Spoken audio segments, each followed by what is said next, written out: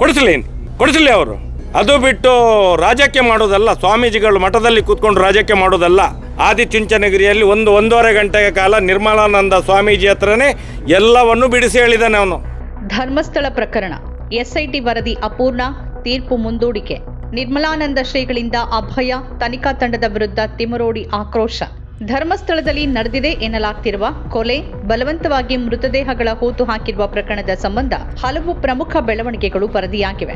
ಧರ್ಮಸ್ಥಳ ಪ್ರಕರಣದಲ್ಲಿ ಎಸ್ಐಟಿ ಸಲ್ಲಿಸಿರುವ ವರದಿಯ ಕುರಿತಾಗಿ ಬೆಳ್ತಂಗಡಿ ನ್ಯಾಯಾಲಯದಲ್ಲಿ ಎಸ್ಐಟಿ ಪರವಾಗಿ ವಾದ ಮಂಡನೆ ಮುಕ್ತಾಯವಾಗಿದ್ದು, ಅಪೂರ್ಣ ವರದಿಯ ಹಿನ್ನೆಲೆಯಲ್ಲಿ ಸುಳ್ಳು ಸಾಕ್ಷಿಯ ಕುರಿತು ಈ ಕೂಡಲೇ ತೀರ್ಮಾನ ತೆಗೆದುಕೊಳ್ಳೋಕೆ ಸಾಧ್ಯವಿಲ್ಲ ಅಂತ ಪ್ರಕರಣದ ತೀರ್ಪನ್ನ ಡಿಸೆಂಬರ್ 26ಕ್ಕೆ ಮುಂದೂಡಿದೆ. ಎಸ್ಐಟಿ ಪರವಾಗಿ ವಾದ ಮಂಡಿಸಿದ ಸರ್ಕಾರಿ ವಕೀಲರು ಮುಂದಿನ ತನಿಖೆಯ ಕುರಿತು ನ್ಯಾಯಾಲಯದಿಂದ ನಿರ್ದೇಶನ ನೀಡುವಂತೆ ಕೇಳಿಕೊಂಡಿದ್ರು.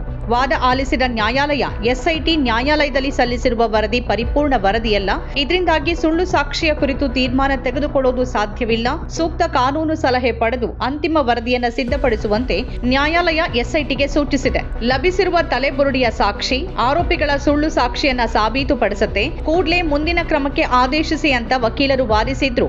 ನ್ಯಾಯಾಧೀಶರು ಪ್ರಕರಣದ ಬಗ್ಗೆ ಇನ್ನಷ್ಟು ಪರಿಶೀಲಿಸಬೇಕಾಗಿದೆ ಅಂತ ಹೇಳಿ ತೀರ್ಪನ್ನ ಡಿಸೆಂಬರ್ 26ಕ್ಕೆ ಮುಂದೂಡಿದ್ದಾರೆ. ಮತ್ತೊಂದು ಕಡೆ ಆದಿಚುಂಚನಗಿರಿ ಒಕ್ಕಲಿಗ ಮಹಾಸಂಸ್ಥಾನದಲ್ಲಿ ಶ್ರೀ ನಿರ್ಮಲಾನಂದ ಗುರುಗಳು ಚಿನ್ನಯ್ಯ ಮತ್ತು ಹಲವರನ್ನ ಭೇಟಿ ಮಾಡಿರುವ ವಿಚಾರವನ್ನ ಹೋರಾಟಗಾರರಾದ ಮಹೇಶ್ ಶೆಟ್ಟಿ ತಿಮರೋಡಿ ಮತ್ತು ಜಯಂತ್ ಟಿ ಬಹಿರಂಗ ಮಾಡಿದ್ದಾರೆ. ಕಾಲಭೈರವ ದರ್ಶನದ ನಂತರ ತಮ್ಮ ಪೀಠದಲ್ಲಿ ಕುಳಿತು ಹೋರಾಟಕ್ಕೆ ಶ್ರೀಗಳು ಆಶೀರ್ವಾದ ನೀಡಿ ನ್ಯಾಯದ ಅಭಯ ನೀಡಿದ್ದಾರೆ ಅಂತ ಅವರು ತಿಳಿಸಿದ್ದಾರೆ. ಈ ಭೇಟಿಯ ಸಂದರ್ಭದಲ್ಲಿ ಚಿನ್ನಯ್ಯ ಸೌಜನ್ಯ ಅತ್ಯಾಚಾರ ಕೊಲೆಯಷ್ಟೇ ಅಲ್ಲ, ಧರ್ಮಸ್ಥಳದಲ್ಲಿ ಅತ್ಯಾಚಾರವಾಗಿ ಕೊಲೆಯಾದ ಅನೇಕ ದೇಹಗಳನ್ನ ಅಕ್ರಮವಾಗಿ ಹೂತು ಹಾಕಿದ ವಿವರಗಳನ್ನ ಶ್ರೀಗಳ ಎದುರು ಎಳೆಯಾಗಿ ಬಿಚ್ಚಿಟ್ಟಿದ್ದಾರೆ ಅಂತ ಹೇಳಿದ್ದಾರೆ. ಅಲ್ಲಿ ನಡೆದ ಘಟನೆಗಳ ಭೀಕರತೆ ಕೇಳಿ ಶ್ರೀಗಳೇ ದಂಗಾಗಿದ್ರು ಅಂತ ಜಯಂತ್ ಟಿ ಮಾಹಿತಿ ನೀಡಿದ್ದಾರೆ. ಸೌಜನ್ಯ ಒಕ್ಕಲಿಗ ಹೆಣ್ಮಗು, ಅವಳಿಗಷ್ಟೇ ಅಲ್ಲ ಎಲ್ಲ ಸಮಾಜದ ಅಮಾಯಕ ಜೀವಗಳಿಗೂ ನ್ಯಾಯ ಸಿಗಬೇಕು.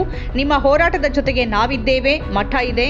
ನಾಳೆಯೇ ಮುಖ್ಯಮಂತ್ರಿಗಳಿಗೆ ಭೇಟಿಯಾಗಿ ಈ ವಿಷಯ ತಿಳಿಸಿ ನೊಂದವರಿಗೆ ನ್ಯಾಯ ಕೊಡಿಸುವ ಪ್ರಯತ್ನ ಮಾಡ್ತೇನೆ ಅಂತ ಶ್ರೀಗಳು ಭರವಸೆ ನೀಡಿದ್ದಾರೆ. ಅಲ್ಲದೆ ಕಾಲಭೈರವ ನಿಮ್ಮ ರಕ್ಷಣೆಗೆ ಇದ್ದಾನೆ, ಧೈರ್ಯವಾಗಿರಿ ಅಂತ ಅಭಯ ನೀಡಿದ್ದಾರೆ ಅಂತ ಅವರು ತಿಳಿಸಿದ್ದಾರೆ. ಇನ್ನು ಇದೇ ವಿಚಾರ ಮುಂದಿಟ್ಕೊಂಡು ಹೋರಾಟಗಾರರು ಟೀಕಾಕಾರರನ್ನ ಪ್ರಶ್ನಿಸಿದ್ದಾರೆ. ಪ್ರಭಾವಿ ಒಕ್ಕಲಿಗ ರಾಜಕೀಯ ನಾಯಕರು ಅಂತ ಅನ್ಸ್ಕೊಂಡವರು ಒಕ್ಕಲಿಗ ಮಗಳು ಸೌಜನ್ಯಳಿಗೆ ನ್ಯಾಯ ಕೊಡಿಸ್ತೆ ಪ್ರಭಾವಿ ಕೊಲೆಗಡಕ ಕುಟುಂಬದ ಜೊತೆ ಕೈ ಜೋಡಿಸಿದಾಗ ಸಾತ್ವಿಕ ಶಕ್ತಿಯ ಸ್ವಾಮೀಜಿಗಳು ಹೋರಾಟಕ್ಕೆ ಆಶೀರ್ವಾದ ಮಾಡೋದು ಷಡ್ಯಂತ್ರನ ಅಂತ ಪ್ರಶ್ನೆ ಮಾಡಿದ್ದಾರೆ. ಭೀಕರ ಕೊಲೆ ಅತ್ಯಾಚಾರದ ಸಂತ್ರಸ್ತ ಒಕ್ಕಲಿಗ ಕುಟುಂಬ ಹೋರಾಟಗಾರರ ಜೊತೆಗೆ ನ್ಯಾಯಕ್ಕೆ ಅಂಗಲಾಚಿ ಒಕ್ಕಲಿಗ ಶ್ರೀಗಳಿಗೆ ಬೇಡ್ಕೊಳ್ಳೋದ್ರಲ್ಲಿ ಏನ್ ತಪ್ಪಿದೆ, ಅದು ಷಡ್ಯಂತ್ರನ ಅಂತಾನೂ ಅವರು ಕೇಳಿದ್ದಾರೆ. ಪುತ್ತೂರಿನಲ್ಲಿ ಸೌಜನ್ಯ ಪರ ಹೋರಾಟಗಾರ ಮಹೇಶ್ ಶೆಟ್ಟಿ ತಿಮರೋಡಿ ಅವರು ಮಾಧ್ಯಮದವರೊಂದಿಗೆ ಮಾತಾಡಿ ಚಿನ್ನಯ್ಯ ಸಹಿತ ಹಲವರು ಶ್ರೀ ನಿರ್ಮಲಾನಂದ ಗುರುಗಳನ್ನ ಭೇಟಿ ಮಾಡಿರುವುದನ್ನ ಖಚಿತಪಡಿಸಿದ್ದಾರೆ. ನಾನು ಮತ್ತು ಚಿನ್ನಯ್ಯ, ಸೌಜನ್ಯ ಮನೆಯವರು ಮತ್ತು ಇತರರೊಂದಿಗೆ ಆದಿಚುಂಚನಗಿರಿ ಮಠಕ್ಕೆ ಹೋಗಿದ್ದು ಸತ್ಯ. ಅಲ್ಲಿ 1.5 ಗಂಟೆಗಳ ಕಾಲ ಸ್ವಾಮೀಜಿ ಮುಂದೆಯೇ ಚಿನ್ನಯ್ಯ ಎಲ್ಲವನ್ನೂ ವಿವರಿಸಿದ್ದಾನೆ. ಯಾರು ಅತ್ಯಾಚಾರ ಮಾಡಿಸಿದ್ದಾರೆ ಎಲ್ಲವನ್ನೂ ಹೇಳಿದ್ದಾನೆ. ಸ್ವಾಮೀಜಿ ಸ್ವತಃ ಈ ವಿಚಾರವನ್ನ ಮುಖ್ಯಮಂತ್ರಿಗಳಲ್ಲಿ ಹೇಳಿ ಶಿಕ್ಷೆ ಕೊಡಿಸ್ತೀನಿ ಅಂತ ಮಹಾಕಾಲನ ಮೇಲೆ ಪ್ರಮಾಣ ಮಾಡಿದ್ದಾರೆ. ಈಗ ಸ್ವಾಮೀಜಿಗಳು ನ್ಯಾಯ ಕೊಡಿಸ್ಲಿ, ಅದು ಬಿಟ್ಟು ಮಠದಲ್ಲಿ ಕುಳಿತು ರಾಜಕೀಯ ಮಾಡೋದಲ್ಲ ಅಂತ ತಿಮ್ರೋಡಿ ಹೇಳಿದ್ದಾರೆ. ಎಸ್ಐಟಿ ತನಿಖೆ ಆರಂಭವೇ ಆಗಿಲ್ಲ, ಅತ್ಯಾಚಾರಿಗಳ ವಿಚಾರಣೆ ಇನ್ನಷ್ಟೇ ಆಗ್ಬೇಕಿದೆ. ಇಲ್ಲಿ ತನಕ ಕೇವಲ ಒಂದು ಬುರುಡೆ ಹಿಡ್ಕೊಂಡು ನಾಟಕ ಮಾಡ್ತಿದ್ದಾರೆ. ಎಸ್ಐಟಿ ಒಳಗಡೆನೆ ಷಡ್ಯಂತ್ರ ಮಾಡೋರು ತುಂಬಿದ್ದಾರೆ. ಸ್ವತಃ ಎಸ್ಪಿ ಕೂಡ ಷಡ್ಯಂತ್ರದಲ್ಲಿ ಭಾಗಿಯಾಗಿದ್ದಾರೆ ಅಂತ ತಿಮ್ರೋಡಿ ಗಂಭೀರ ಆರೋಪ ಮಾಡಿದ್ದಾರೆ. ನಮಗೆ ಮಾಧ್ಯಮ ಕಾರ್ಯಾಂಗ ಯಾವುದರ ಮೇಲೇನೂ ನಂಬಿಕೆ ಇಲ್ಲ, ದೇಶದ ಕಾನೂನಿನ ಮೇಲೆ ಮಾತ್ರ ನಂಬಿಕೆ ಇರೋದು. ಮುಂದಿನ ದಿನಗಳಲ್ಲಿ ಕಾನೂನು ಮೂಲಕವೇ ನಾವು ಹೋರಾಟ ಮಾಡ್ತೀವಿ ಅಂತ ಅವರು ತಮ್ಮ ನಿಲುವನ್ನ ಸ್ಪಷ್ಟಪಡಿಸಿದ್ದಾರೆ. ಅಲ್ಲದೆ ನಾವು ನೇರವಾಗಿ ಸನಾತನ ಧರ್ಮದ ಪ್ರತಿಪಾದಕರು, ಹಿಂದೂ ಧರ್ಮದ ವಿರೋಧಿಗಳಲ್ಲ ಅಂತಾನು ಸ್ಪಷ್ಟಪಡಿಸಿದ್ದಾರೆ. ನೀವು ಮತ್ತು ಚಿನ್ನಯ್ಯ ಆದಿಚುಂಚನಗಿರಿ ಸ್ವಾಮೀಜಿ ಹತ್ರ ಹೋಗಿದ್ದೀರಿ? ಖಂಡಿತ ಹೋಗಿದ್ದೇವೆ. ನಾನು ಮಾತ್ರ ಚಿನ್ನಯ್ಯ ಮಾತ್ರ ಹೋಗಿದ್ದಲ್ಲ, ಸೌಜನ್ಯನ ಮನೆಯವರು ಇದ್ರು, ಸೌಜನ್ಯ ಪರ ಹೋರಾಟಗಾರರಿದ್ದರು. ಆದಿಚುಂಚನಗಿರಿಯಲ್ಲಿ ಒಂದೂವರೆ ಗಂಟೆಯ ಕಾಲ ನಿರ್ಮಲಾನಂದ ಸ್ವಾಮೀಜಿ ಹತ್ರನೇ ಎಲ್ಲವನ್ನು ಬಿಡಿಸಿ ಹೇಳಿದ್ದಾನೆ ಅವನು. ಏನು ನನ್ನ ಹತ್ರ 1.5 ಗಂಟೆ ವಿಡಿಯೋ ಬಿಟ್ಟಿದ್ದಾನಲ್ಲ, ಅದಕ್ಕಿಂತ ಜಾಸ್ತಿ ಹೇಳಿದ್ದಾನೆ. ಯಾರ್ಯಾರು ರೇಪಿಸ್ಟ್ ಮಾಡಿದ್ದಾರೆ, ಯಾರ್ಯಾರು ಮಾಡಿಸಿದ್ದಾರೆ ಎಲ್ಲವನ್ನೂ ಹೇಳಿದ್ದಾನೆ ಅವನು. ಸ್ವಾಮೀಜಿಗಳು ಬಂದು ಹೇಳಿಯಲ್ಲ ಮುಂದೆ, ಯಾಕೆ ಹೇಳೋದಿಲ್ಲ ಸ್ವಾಮೀಜಿಗಳು? ಇವತ್ತು ಸ್ವಾಮೀಜಿಗಳು ಅವತ್ತೇ ಹೇಳಿದ್ದಾರೆ ನನ್ನ ಹತ್ರ, ನಾಳೆ ಮುಖ್ಯಮಂತ್ರಿಗಳು ನನಗೆ ಮೈಸೂರಲ್ಲಿ ಒಂದೇ ಸಭೆಯಲ್ಲಿದ್ದೇವೆ ನಾವು, ಆ ಸಭೆಯಲ್ಲಿ ಅವರಿಗೆ ಪೂರ್ತಿ ಇವರನ್ನು ಹೇಳ್ತೇವೆ ಅಂತೇಳಿ ಶಿಕ್ಷೆ ಖಂಡಿತ ಕೊಡಿಸ್ತೇವೆ.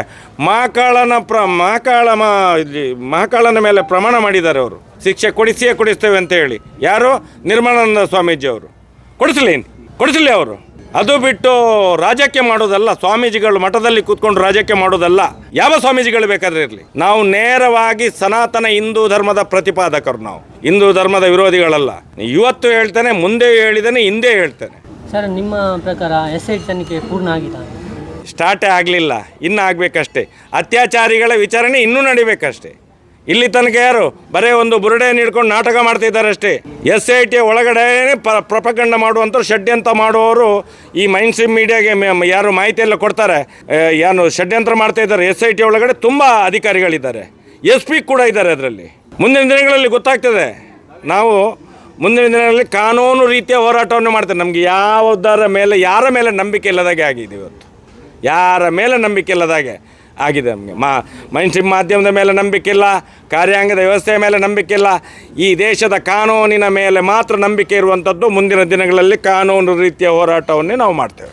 ನಮ್ಮ ಕಾರ್ಯಕ್ರಮಗಳನ್ನು ನೀವು ನೋಡ್ತಾ ಇದ್ರೆ ನಮ್ಮ ಚಾನೆಲ್ ಅನ್ನ ಸಬ್ಸ್ಕ್ರೈಬ್ ಮಾಡಿ, ಪಕ್ಕದ ಬೆಲ್ ಐಕನ್ ಒತ್ತಿ ನಮ್ಮನ್ನ ಬೆಂಬಲಿಸಿ. ಹಾಗೆ ನಮ್ಮ ಕಾರ್ಯಕ್ರಮಗಳನ್ನ ಲೈಕ್ ಮಾಡಿ, ಕಮೆಂಟ್ ಮಾಡಿ, ಅದನ್ನ ಬೇರೆಯವರಿಗೂ ವಾಟ್ಸ್ಆಪ್ ಮೂಲಕ ಶೇರ್ ಮಾಡಿ. ನೀವು ಹೀಗೆ ಮಾಡಿದಾಗ ನಮ್ಮ ಚಾನೆಲ್ ಇನ್ನಷ್ಟು ಮತ್ತಷ್ಟು ಜನರಿಗೆ ತಲುಪಲು ನೀವು ನಮ್ಮೊಂದಿಗೆ ಸಹಕರಿಸಿದ ಹಾಗಾಗುತ್ತೆ. ಇದು ನೀವು ಯಾವುದೇ ಖರ್ಚಿಲ್ಲದೆ ಕೆಲವೇ ಸೆಕೆಂಡುಗಳಲ್ಲಿ ನೀಡಬಹುದಾದ ಸಹಕಾರ. ಧನ್ಯವಾದಗಳು.